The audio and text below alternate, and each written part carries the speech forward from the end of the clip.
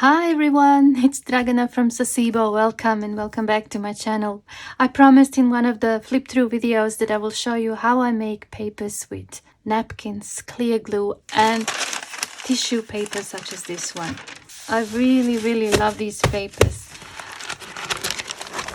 This is a great project if you're crafting on a budget. You will need a napkin,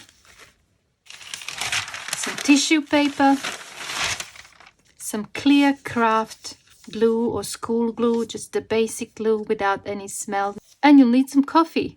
If you have a few spray inks, that would be great. I cut them all to size to be 12 by 12 and I really love how neat and nice they look. These are the ones I've experimented using. Inks. Then I've done a few with just coffee. If I didn't use coffee, these would end up being just white. And it's great because you can write on the back. You can write on these as well, although they are a little bit colored. Inks are a bit stronger than just coffee. I've also tried a few with some dry petals, flower petals and leaves. I made some like 4 botanical papers there. And then I played with napkins. And here are some that I've done just with glue without coffee or inks. So they are also very nice if you're into that white, bright look. Not everything has to be brown and vintage looking. Okay, so let's get going. I buy tissue paper or deli paper here in news agencies, bookstores, craft shops. It's a really great paper because it's inexpensive. This is how it's sold here. It's huge. I usually buy it like this by piece. I'm not sure about the cost in your country where you live. This costs about 50 cents, okay? So $0.50 or €0.50 approximately for one of these. And I can make 6 12 by 12 sheets with this one. Perhaps in your country, wherever you live, you can buy these maybe on a roll or in a pad. Have a look. I'm sure you have them. Sometimes you can ask in butcher shops. They usually wrap meat in these, or they wrap deli products like cheeses and hams and things like that. And that's why it's called butcher paper or deli paper. And I absolutely love using this paper on jelly plates because it's thin and it's so easy to work with, and later on it's a great collage paper. My paper is quite large. It is 28 by 39 inches. So the first thing I do is cut this paper. If your paper is already cut to size, you don't have to worry about this, but I have to do this first. So I just fold it in half like this. And then I fold it in 3. And that way I will end up with 6 sheets of paper. Okay, I'm going to take this and just cut it. Tear it like this.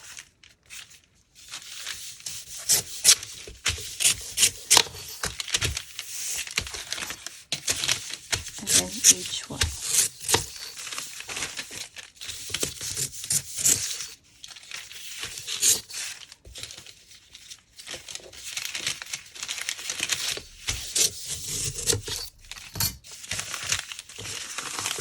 Okay, so take one.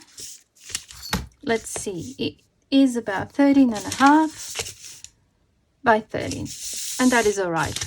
I aim for 12 by 12, so it's a little bit bigger, and that is totally fine with me. And this is my napkin. The napkins are, when they closed, they are 6.5 by 6.5, which is about 13 by 13. So just regular napkins, and you only need 1 ply. For the ones with inks, you may choose to use 3rd ply or the ghost print if it looks interesting. For the botanical papers, I've been using just white, and for the napkin papers that have nice print, I just use the top print. Okay, I'm going to take this carefully.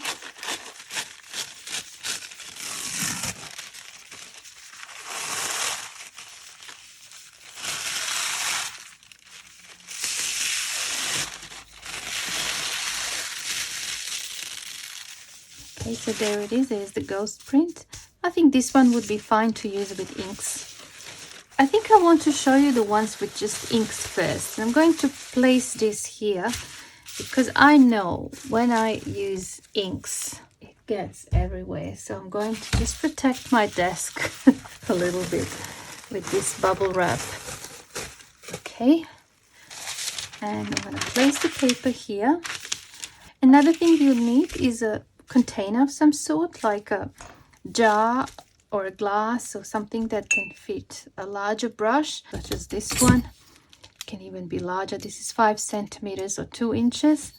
It's just much quicker than if you use a small brush. It will take you forever to apply the glue. Now the glue, this is school grade glue, such as Elmer's glue. It doesn't have any smell. It's not acetone based, and it's not a strong glue such as this one or that one. Do not use these glues for this project. They dry too fast and they have a very strong smell, and they're not really good for this. If you don't have this clear glue, you can use white glue or craft glue. And I've been using this type of glue when I was making faux botanical papers before. But I find that the biggest difference for me is when I was using this one, the papers were a little bit more elastic. And when I use this one, the papers are a bit more crunchy. I hope I make sense when I say this. It's a slightly different result. I'll just give you an example. This was done with the clear glue, and this was done with the white glue. This is much more flexible, okay? This is crunchy, okay? You see, this is almost like acrylic paint, almost as if there's plastic in it. While here, it's a bit more, it's hard to explain. It sounds different. It sounds brittle compared to this one, okay? So just so you know, if you don't have the clear glue and you decide to use this one, you might get a slightly different result. I'm going to take this lid off. So I'm going to add a little bit of water first. This is just plain tap water. This is about that much, about 1 centimeter. It doesn't really matter. I usually put half, so half water, half clear glue. And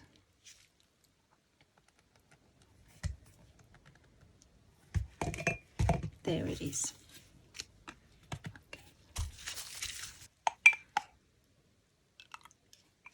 That's the thickness. So approximately 1 part water and 1 part glue. Okay, I want to make a few different colors, so I'm going to spread that into 2 containers. I'm going to leave some here because I want to make a few different colors. Okay, so I'm going to use just basic colors: yellow, blue, and red. Okay, I'm going to add a little bit into each container.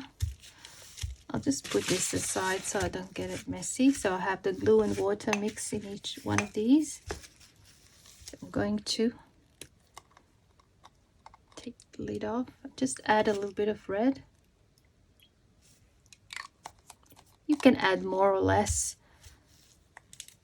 If you have some distressings, you can use those too. I don't. I'm just using what I have. And these are water-soluble inks. They're not alcohol inks, just regular inks, spray inks, acrylic inks. I'm not sure what they're called in the area where you live. I suppose you could try using the food coloring as well. So I'm just basically making the glue colored. Okay, I'm going to use different brush for each.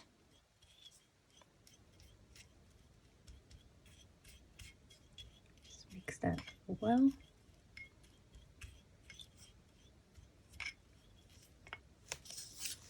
And the blue one.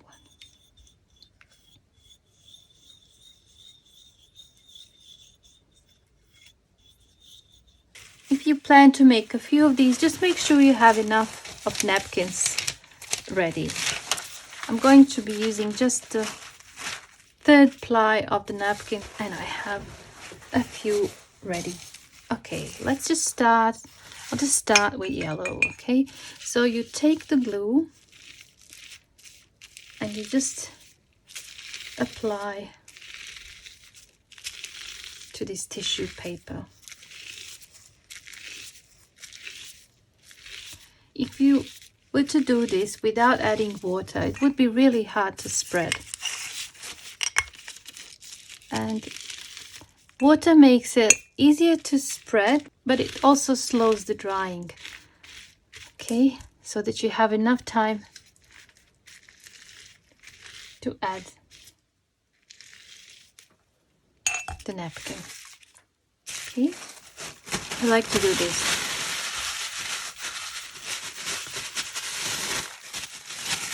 Just crunch it up a little bit, and I pull these. You have to also work fast because this paper is thin, so it tends to wrinkle, especially because I'm not adding the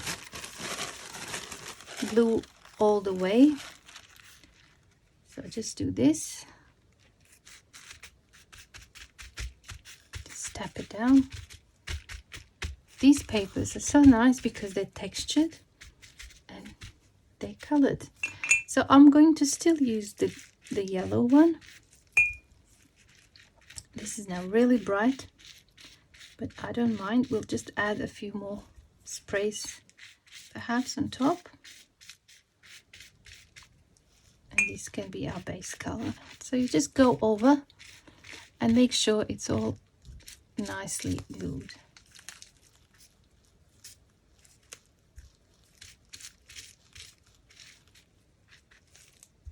Right.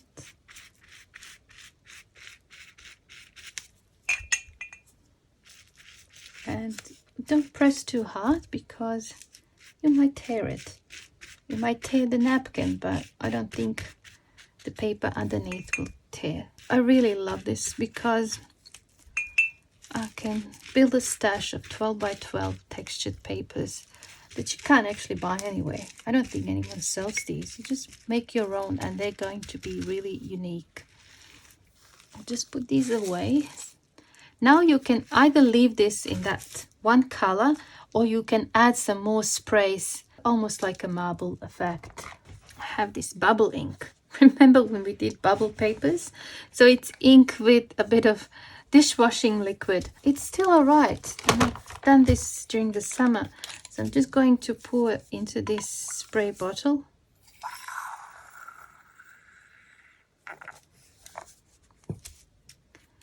Oops. Okay. So just a little bit of orange so it's not so bright.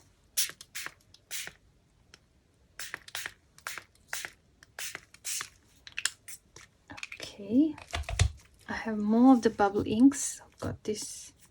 I'll just try.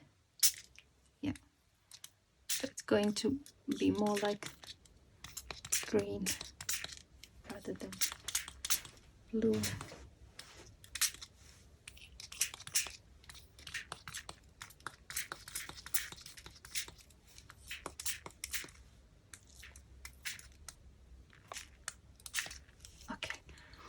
I would probably leave that like that. So I'm going to take this to another desk and I'm going to leave it flat to dry. So when you pick it up, take from two opposite corners and then lift it up like that and take it away.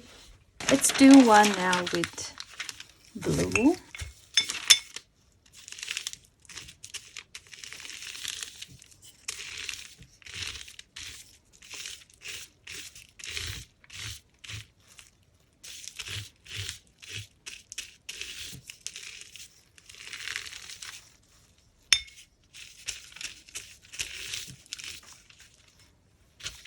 By adding ink or color to the glue, you're actually saving time.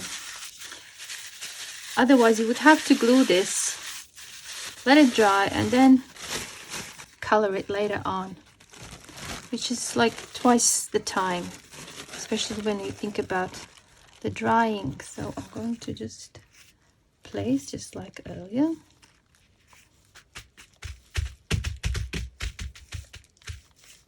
I love it. Now what you can choose to do is go over in a different color now.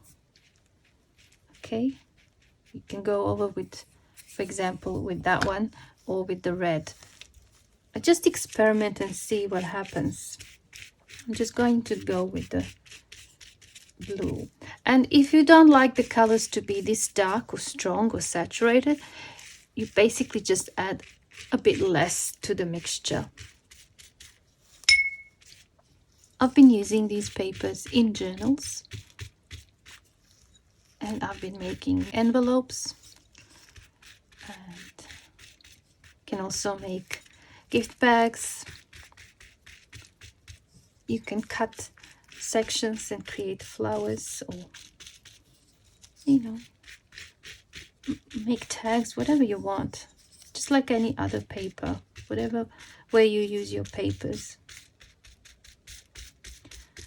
And I really love because one side is more textured than the other, so the other one can be used for writing. Okay, can we spray with something? I have a little bit here, just kind of like a purple, also bubble ink. Oh, I don't like it. I'm gonna try to cover it. Okay, I think I want to use now just this gold, and this is actually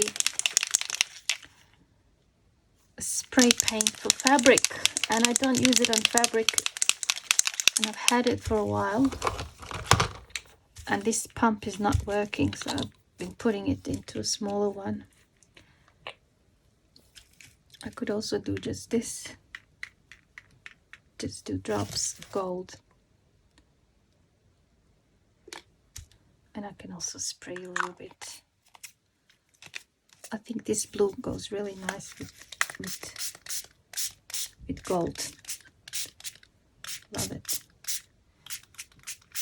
It looks nice here where the green is, and we got that green by adding a bit of this yellow. Just add a little bit here, and maybe I'll add a little bit of this.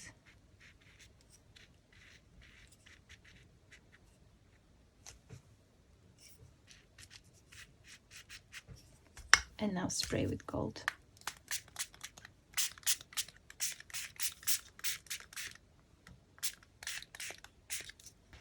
Okay, should probably stop before I ruin it. Now let's make one with red. Okay.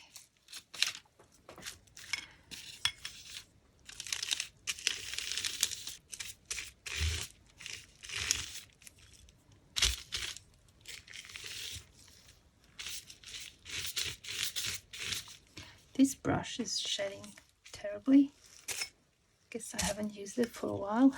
If you use the brushes for the glue, just get the cheap ones. Don't use your good brushes for the glue, because even if you wash them, they still end up being really stiff after a while. Another way of creating color without using inks, apart from coffee, is also adding rust. You can add rust to the glue. All right.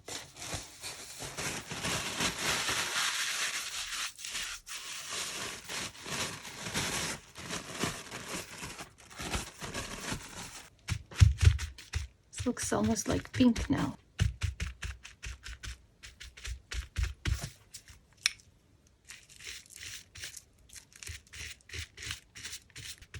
Purple looks good with red, but these inks that I have are kind of really saturated and strong colors. I'm kind of scared to try because I'm thinking I might destroy it, but then I shouldn't be. I shouldn't let that stop me, so I'm just going to use this magenta. Okay. And I'm going to use this purple. Oops. It's very strong. Okay. And now I'm going to use the gold on top. Just to tone it down a little bit. And maybe a few drops.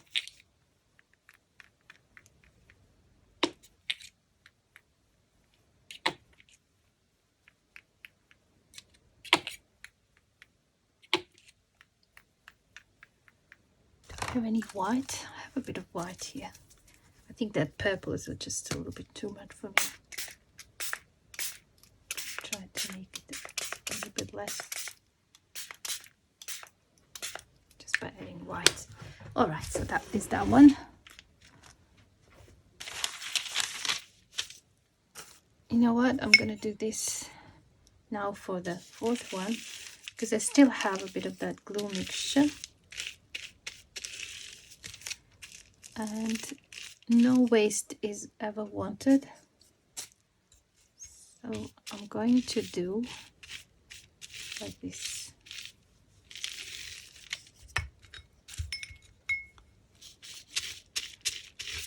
Because I think I don't have enough of each to go full page. So I'm going to just do like this, like strips, and even here a little bit over.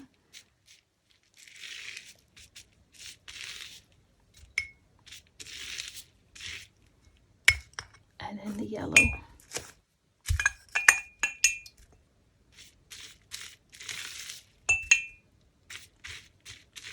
This yellow is really strong. I'm going to go a little bit over the red a little bit. So it's more like orange. And then here I'll just go over the blue a little bit more.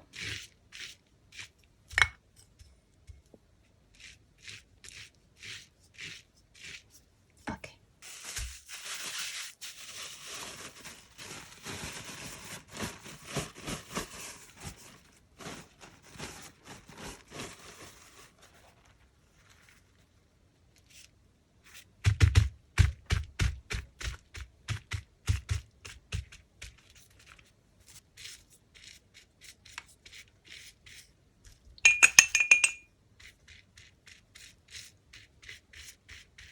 I had just enough of that yellow mixture. Okay, now let's do the red.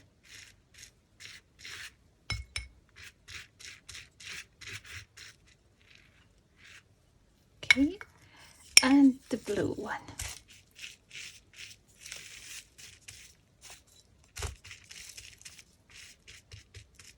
This would be a great base to do stamping on top in black.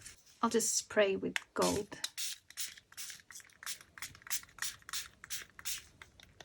Because I like that look. Okay, that one's done too. I will quickly clean this and then we'll do some with coffee.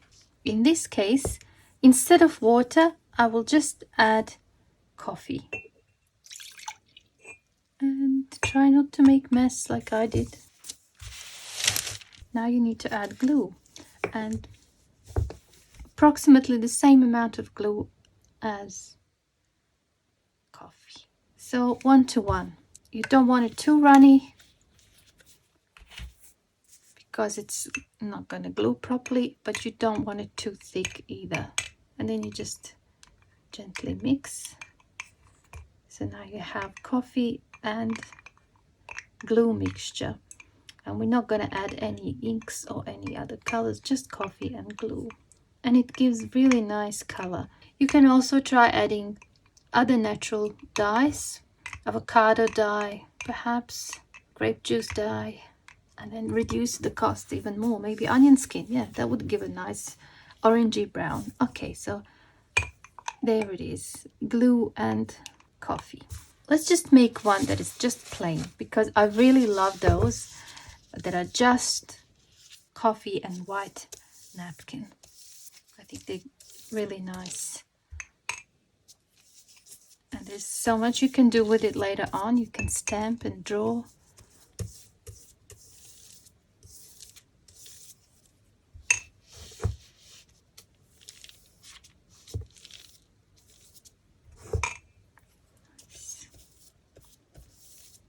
You can also add tea if you don't like the smell of coffee. I love the smell of coffee. I think I drink too much coffee. So this morning I thought I'll have 1 cup less and I'll use that extra cup of coffee to dye these papers. Why not? Okay.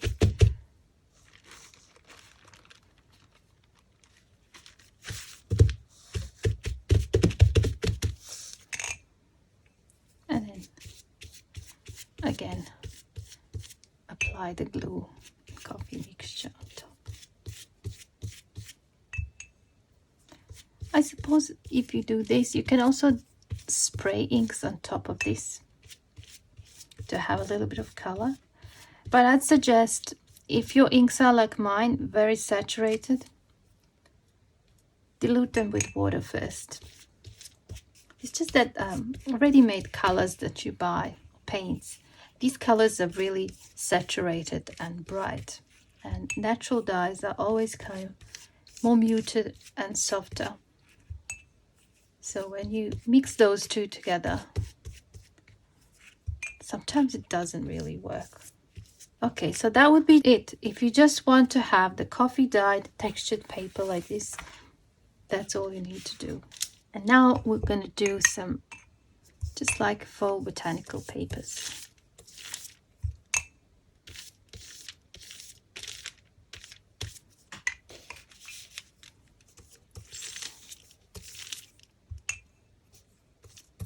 I've been doing this for the past week, like every evening when I'm about to finish work in the studio. I will cut up one of these papers into 6 and quickly make 6 of these and then leave them overnight. And the following morning I just couldn't wait to see what they look like. It's so exciting. I have some dandelion seeds here. I just picked them up yesterday from the backyard. I think they're gorgeous. Why not use them?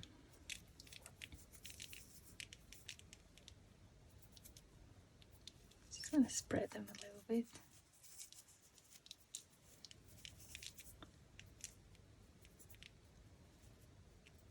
When they're still yellow, they have a bit of a yellow dye in them. No, just the seeds, no petals. It's a different effect. I think that's probably enough.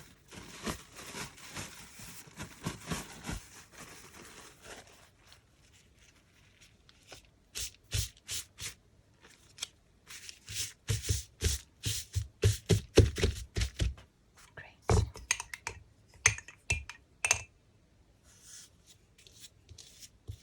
Should probably go and get more of these dandelion seeds before the wind takes them away.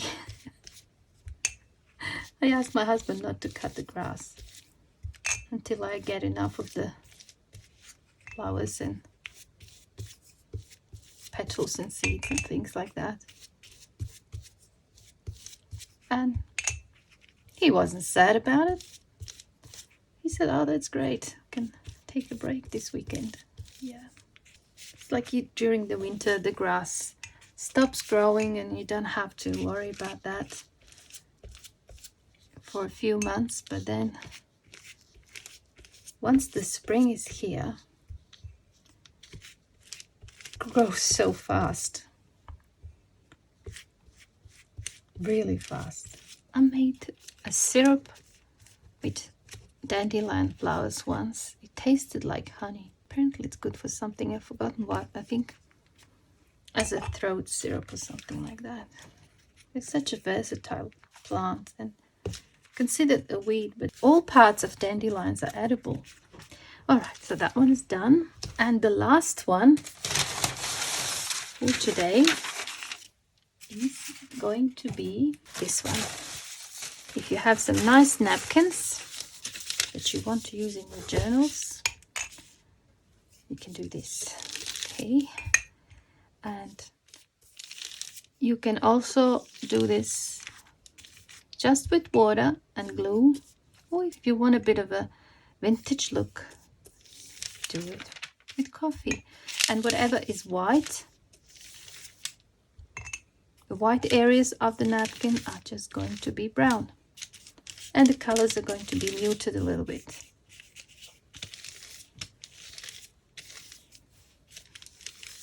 Okay, and we do the same. We scrunch it out,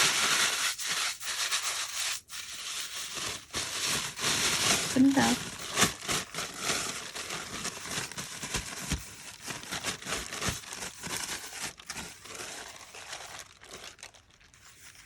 place it.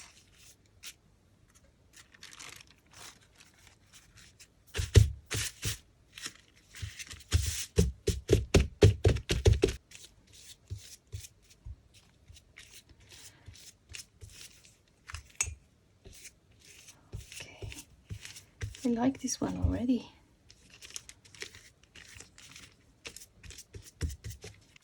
That's that one.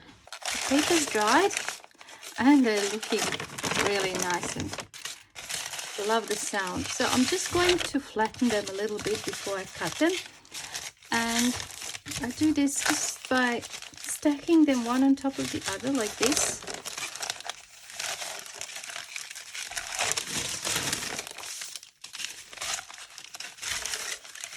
Okay, send them this way and make sure all the corners are kind of flat like this. I'm going to put this on top because I don't have a book that's big enough and I need something to flatten it, and then I'm going to put my scissors on top. Okay, and that's heavy enough to hold it. Let's have a look.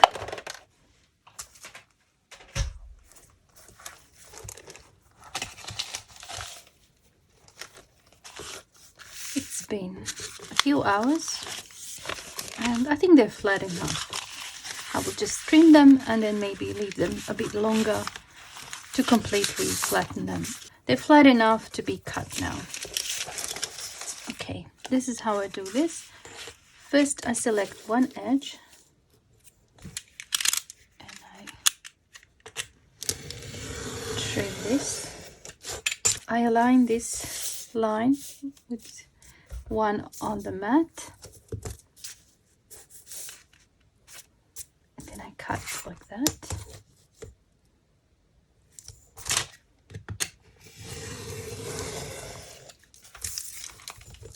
Right, so now I mark 12 inches from here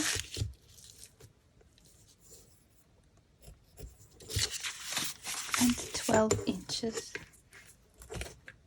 from this end. Okay, I align again. You basically just square them up.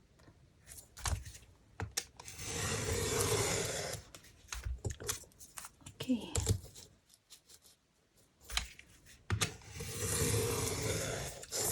So that's how you square them up to be 12 by 12. You don't have to do this, but I think it's nice to have them neatly cut like this. Okay, I will do the same with the rest of them and then we'll take one final look at the results. Here you go. Beautiful papers. I cut all of them the same size, 12 by 12, like I've shown you with that example. And I will definitely leave them underneath that cutting board a bit longer just to flatten them completely. So this is the yellow one. It's really bright, but I like it. It's kind of summery color. I really like the blue one. Lots of gold there. And listen to this. Okay, a little bit of color went through here as well, but I don't actually mind. I can still write on the back. I can stamp on this side as well. It's going to be a lot of fun making things with these papers. This one is also very pretty. I wasn't really sure about the purple at the time, but I actually like it now. And that's what it looks like on the back. This one is very interesting as well. Really nice colors and textures. We have the blue and a bit of purple, and then red and orange and yellow. It also sounds very nice. And that is the back. Okay, and now we have this one just with coffee. I do have a few ink spots here. I honestly don't know how that happened. Perhaps during the drying process I wasn't careful, but honestly I don't mind. I usually do other things to these papers, especially if they're just coffee.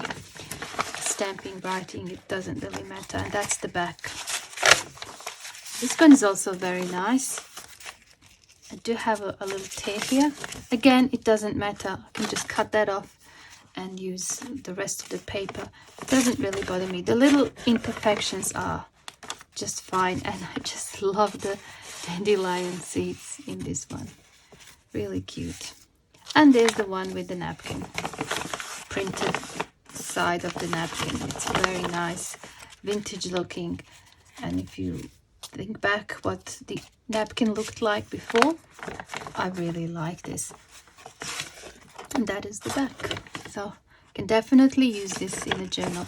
This napkin, as you can see, it's one of those that's printed the same thing on all 4 sides, just reversed.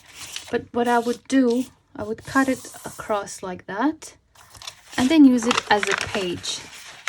Actually, I could get away with having 2 pages in a journal, if you know what I mean. I hope you enjoyed this video, and I hope you found inspiration in it. I think in some of the future videos you will see me using these papers, either in journals or in projects. Thank you so much for watching, and I hope I see you soon in my next video. Bye for now.